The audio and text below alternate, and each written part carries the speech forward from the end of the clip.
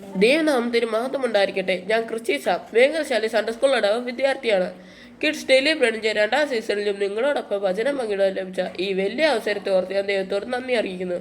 അതിനായി എനിക്ക് അവസരം ഒരുക്കി തന്ന സൺഡേ സ്കൂൾ അധ്യാപകരോടും CSS ഭാഗ്യവാഹികളോടും അതിനുപരിയായി ദൈവത്തോടും ഞാൻ സ്തോത്രം അർപ്പിച്ചുകൊണ്ട് എനിക്ക് ലഭിച്ചിരിക്കുന്ന വേദഭാഗത്തോട് ഞാൻ കടകട്ടെ. എസ്രാ പ്രവാചകന്റെ പുസ്തകം 8ാം അധ്യായം 21 മുതൽ 23 വരെ, 31 മുതൽ 36 വരെയുള്ള വാക്യങ്ങളാണ്. എസ്രാ പ്രവാചകന്റെ പുസ്തകം 8ാം അധ്യായം 21 മുതൽ 23 വരെ, 31 മുതൽ 36 വരെയുള്ള വാക്യങ്ങളാണ് നമുക്ക് ധ്യാനത്തിനായി ലഭിച്ചിരിക്കുന്നത്. ഞാൻ ഇവിടെ എടുത്തിരിക്കുന്ന കുറിവാക്യം 21ാം വാക്യമാണ്. അനന്തരം ഞങ്ങൾ ഞങ്ങളുടെ ദൈവത്തിൻ്റെ സന്നിധിയിൽ ഞങ്ങളെ തന്നെ താഴ്ത്തേണ്ടതിന് ഞങ്ങൾക്കും ഞങ്ങളുടെ കുഞ്ഞുകുട്ടികൾക്കും ഞങ്ങളുടെ സകല സമ്പത്തിനും ശുഭയാത്ര അവനോട് യാചിക്കേണ്ടതിനും ഞാൻ അവിടെ അബഹാറ്റിൻ്റെ അരികെ വെച്ചൊരു ഉപവാസം പ്രസിദ്ധപ്പെടുത്തി. നമുക്ക് പ്രാർത്ഥിക്കാം. ദൈവമേ, സർവ്വസ്നായ പിതാവേ, അല്പസമയം അങ്ങയുടെ വചനത്തിന് മുമ്പാകിരിക്കണമേ. അതിനായി ഇവിടെ വന്നിരിക്കുന്ന കുഞ്ഞു കുട്ടികളുടെയും കൂടെ ഇരിക്കണമേ. എന്നോടും എൻ്റെ നാവോടും കൂടെ ഇരിക്കണമേ. ആമീൻ. ഇന്നത്തെ വേദഭാഗത്ത് നമുക്ക് കാണാൻ സാധിക്കുന്നത് ഉപവാസം പ്രാർത്ഥനയും കൈകൊണ്ട് തീർത്ഥയാത്ര പോകുന്നതാണ്.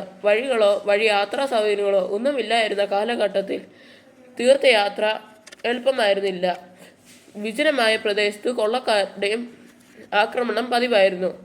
അതിനാൽ ആ സമയത്താണ് ഫറോ രാജാവിൻ്റെ യെരൂശലേം ദേവാലയം അവിടെ പണി കഴിപ്പിക്കുന്നത്.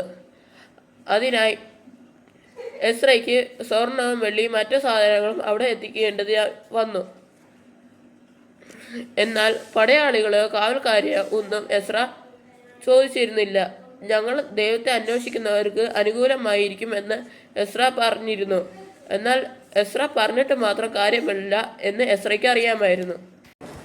ദൈവത്തിൻ്റെ സന്നിധിയിൽ സ്വയം താഴ്ത്തി യെരൂശലേമിലേക്ക് പോകുന്ന എല്ലാവരുടെയും അവരുടെ സർവ സമ്പത്തിനും വേണ്ടി ശുഭയാത്ര യാചിക്കുന്നതിന് അഹവാൻ നദിയുടെ തീരത്ത് വെച്ച് എസ്ര ഒരു ഉപവാസം പ്രസിദ്ധപ്പെടുത്തി.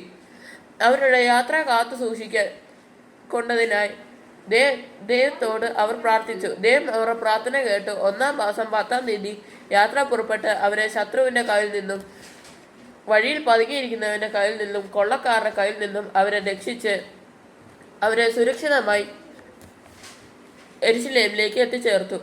ഈ ജീവിതയാത്രയിൽ അനുദിനം ദൈവത്തിൻ്റെ കാവലോടും കൃപയോടും സുരക്ഷിതമായി ലക്ഷ്യസ്ഥാനത്ത് എത്തുവാൻ ഉപവാസ പ്രാർത്ഥന മുഖാന്തരം ഒരുക്കുമെന്ന് എസ്രയും എസ്രയുടെ സഹപ്രവർത്തകരും ഈ വേദഭാഗവും നമ്മളെ മനസ്സിലാക്കുന്നതാണ്.